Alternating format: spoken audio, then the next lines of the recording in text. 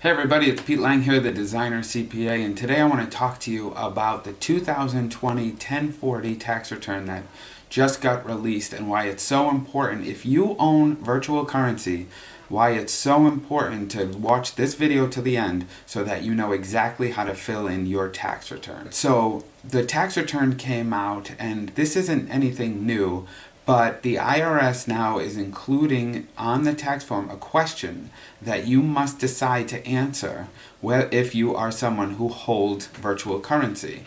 Now, a lot of new people have gotten involved in virtual currency in 2020 as we see prices of different currencies going up higher than we've ever seen them before. We see Bitcoin at all-time highs right now. At today recording, it's about at 41,000, higher than it's ever been before. So as it gets more and more involved in the news and more people start to invest in virtual currency, the IRS has been paying more and more attention. The government has been paying more and more attention to this and trying to figure out how they, of course, can get their piece of pie, how they can make tax revenue on virtual currency. You're going to see that the government is going to acknowledge virtual currency as more of a legitimate thing than ever before. And we're going to see this now on the tax return. So by the time you're done with this video, you want to watch exactly to the end, because by the time you're done with this video, you're going to know exactly how to fill in your tax return. And it's so important to know how to do this so that you're answering the question correctly. And of course, if you have any friends that you know that have bought virtual currency in 2020 or maybe have started now in 2021, because this is not going away, make sure you share this video with them before they file their 2020 tax return. Alright, so here's the 2020 1040. This tax return looks a lot like the tax return it used to look like before the tax change bill that came out a couple of years ago. A couple of years ago, they came out with a new 1040. They called it a postcard. They said it was going to be very easy to file. It turned out that there was a ton of extra attachment schedules, so it made it to be like even more longer than that famous two-page 1040 that used to be. So when this 2020 tax return came out, I looked at it and I said, okay, this is more like the way it used to be. It looks almost the same, except for one difference right here at the top, right under that main information of your name and your address and your social, all of this stuff to start. Here's the question. At any time during 2020, did you receive, sell, send, exchange, or otherwise acquire any financial interest in any virtual currency? And you can see it's a yes or no question. So if you looked at that quick, before you even started to fill out standard deduction and dependents, you could say, oh, yeah, I have virtual currency, yes. But we're going to go over what makes the question yes or no. Now, before we do that, I want to talk a little bit about why this question is so important. And you can see here that they put the question front and center, which means to me that this question isn't new. This question was actually on the 2019 tax return as well. They put that on the tax return, but not front and center. Now it's front and center, which leads me to believe that the IRS and the federal government is thinking of virtual currency more. They're trying to gauge how many people have been involved in virtual currency when it comes to this stuff. Why? Because they're trying to figure out the percentage of people that are involved to estimate the kind of tax revenue that they should be seeing people paying in for different taxable events like this when it comes to virtual currency.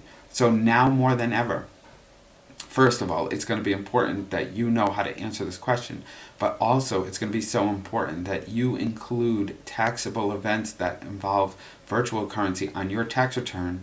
You're paying in the proper tax so that down the line you don't find out that you weren't reporting stuff and you have penalties and interest in the future. Alright, so let's go over what constitutes as a yes or no answer. And this is the key part. This is the key to figuring out whether you're answering this important question correctly or not.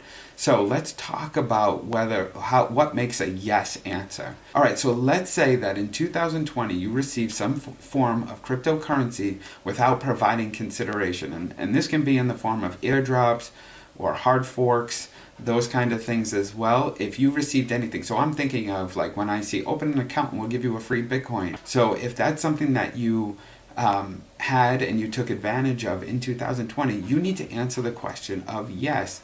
They're trying to figure out how many people have done that, because if you're receiving something, and usually that's in the form of a US dollar value, but if you're receiving something, that's a taxable event. And so that's why they're looking to see how many people answer yes. Okay, so if you sold cryptocurrency in 2020, you definitely want to say yes to this question, and you also want to include that sales information on the tax return so that you're paying taxes on any gain that you might have received. So what kind of information are you going to need for that? You're going to need to know the date you bought the virtual currency, the date you sold the virtual currency, how much did you sell it for, that transaction, how much did you pay in expenses or fees, and then how much did you pay originally for those shares. That difference, whatever that gain amount is what you're going to want to pay taxes on. So if you're in a situation where you got involved in virtual currency and you sold it in 2020, the answer to the question is definitely yes, and you have more homework to do. Now, if there's a situation where you were involved with gifts of cryptocurrency, or you exchanged cryptocurrency for goods, those two things as well, if you can think back and you were involved in that in 2020, you're looking at a yes answer for the question. Now, what constitutes as a no? If you're involved in virtual currency and you bought some virtual currency, whatever that was, you're holding it in your account, your wallet account, and you did nothing. So let's just say on July 1st, 2020, I bought $100 worth of Bitcoin through a program like Coinbase. I held it in my wallet and then I forgot about it. I didn't do anything with it in 2020. You absolutely have to answer the question to no, because you did not do anything with it. So that's a tricky one. That's the key. Some people might look at this question on the tax return and say, oh yeah, I have virtual currency, yes. But if you're just holding that cryptocurrency and you aren't doing anything with it, you absolutely want to answer the question with a no. Alright, so if you found this video helpful and you have other people in your life that you know own virtual currency, whatever kind of cryptocurrency that might be, they got involved in it this year and last year as well in 2020, please share this video with them before they file their 2020 tax return so that they can fill out the tax return with confidence and accuracy.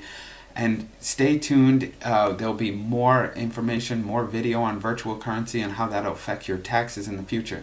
So like this video and subscribe to my channel for more content. And I can't wait to see all of you guys again soon.